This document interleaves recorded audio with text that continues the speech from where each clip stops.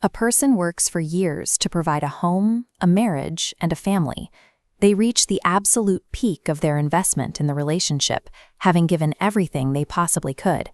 But statistically, this is often the exact moment they are at the highest risk of their partner walking away.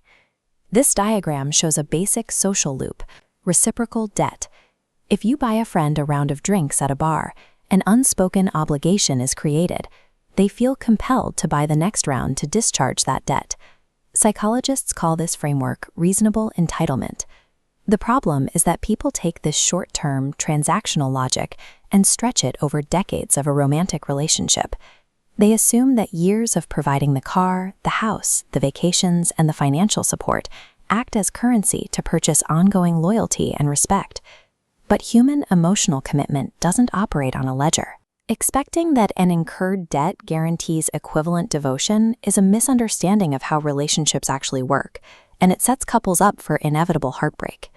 The harsh reality of long-term romance is that everything you have done for a partner in the past is irrelevant to keeping them around today.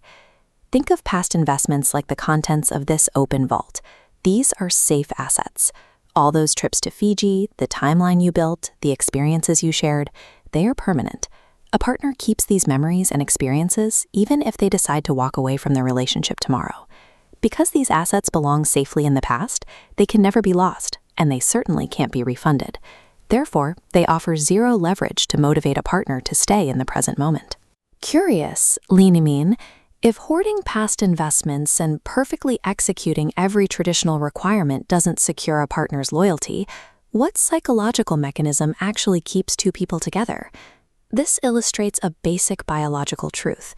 Human motivation is like an empty stomach. It doesn't matter if you fed it 3 square meals yesterday or if you fed it every single day of your life. It requires continuous feeding. Human commitment works the exact same way. It is driven almost entirely by unrealized desires. Unlike those safe assets from the past, an unrealized desire is something a partner wants but hasn't received yet. When someone walks away from a relationship, this is the only tangible thing they actually lose, the future they were looking forward to. You can see this map out on the Relationship Escalator, the societal checklist of romantic milestones couples automatically ride. Initially, progression is rapid: exclusive commitment, then moving in together. Then come the heavy steps, the proposal, wedding, and children. Suddenly, you hit the top step.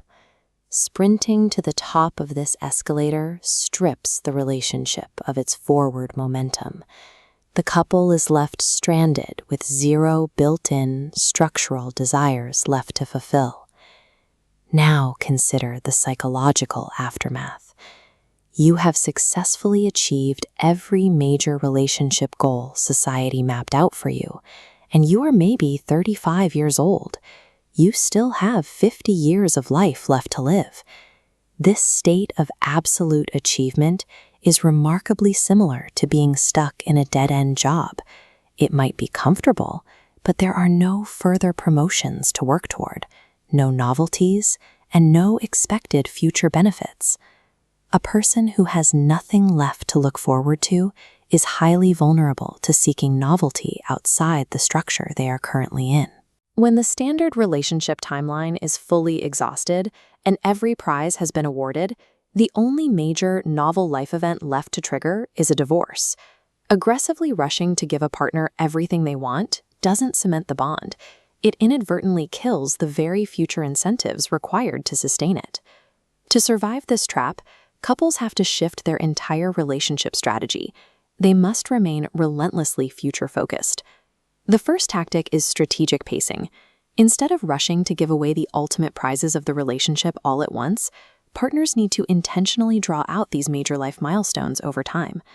The second tactic is active cultivation. Once those standard milestones are met, you can't just stop. Couples must intentionally co-create entirely new, meaningful visions for their shared future. These cultivated desires could be planning complex, long-term international travel, building toward a highly specific shared lifestyle, or tackling a mutual, multi-year passion project. But there is a strict line between genuine planning and manipulation. Promising grand, unrealizable goals merely to string a partner along is known as future faking. It is a low-integrity strategy that eventually shatters trust, causes resentment, and permanently ends the relationship. Any cultivated desire must be realistic and actionable. It has to be something you are actually willing and able to deliver on a reasonable timeline.